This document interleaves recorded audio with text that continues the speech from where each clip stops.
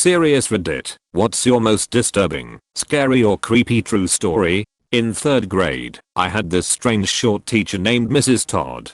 She was always super nice to me in class. She'd always call on me to do the fun activities first, compliment me whenever I did something, and was generally just very positive toward me. At the time, I thought she was perhaps my favorite person in the world.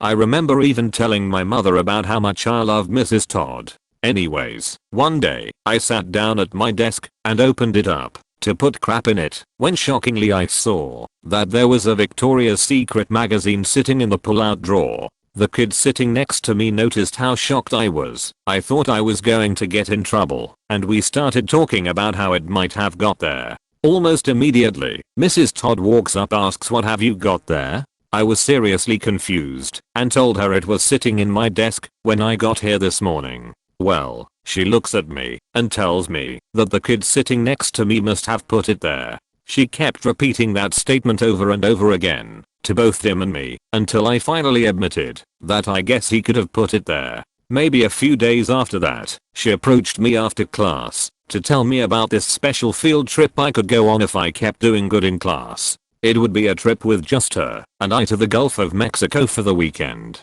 I remember being really excited about it at the time. However, suddenly she got replaced at the school and we got this new teacher that didn't like me as much. I was so heartbroken at the time. It wasn't until many years later that I realized how fucked up that situation was. It scares me thinking about it still. When I was about 8 years old, during recess at school, I noticed a bunch of other kids outside a storage room yelling and warning to others not to approach the door because there was an eyeball staring back at you.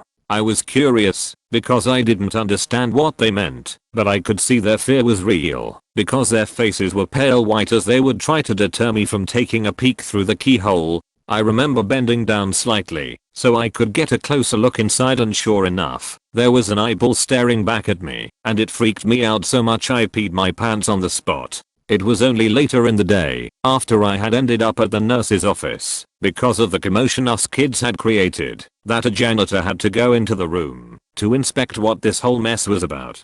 Turns out that someone had placed a mirror against that door and the eyeball we were seeing was our own reflection. When I was 7 years old, I was walking to my babysitter's house all by myself. She only lived a block from the schoolyard. I'd done it all the time. This car pulls up beside me on the road, and the driver keeps gesturing to me to come closer and shouting, "Come here.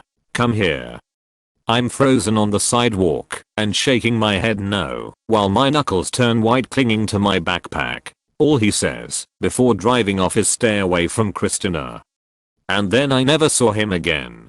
Christina was one of my on-again/off-again friends in grade school, along with another girl who alternated between hating me and being buddy-buddy. I had completely forgotten about it after a while, and went on being on-again/off-again with both of them. In 5th grade, the other girl invited me to the pop machine in the back hall at lunch. Cool. Okay.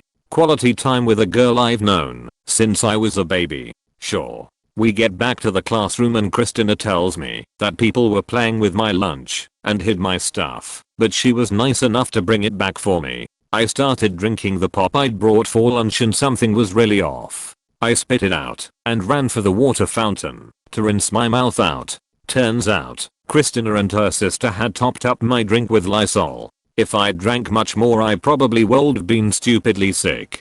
The police were called and a restraining order was put on both of them.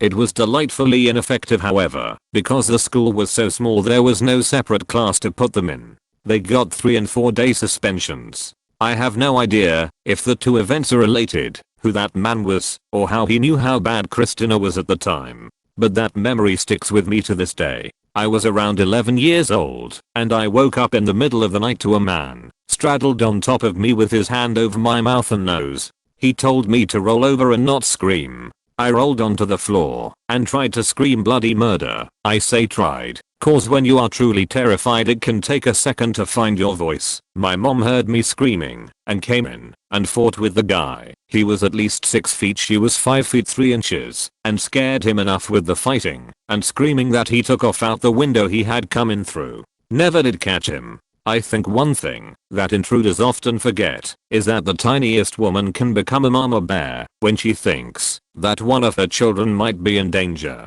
Good for your mom for kicking the crap out of that guy. I think one thing that intruders often forget is that the tiniest woman can become a mama bear when she thinks that one of her children might be in danger. Good for your mom for kicking the crap out of that guy.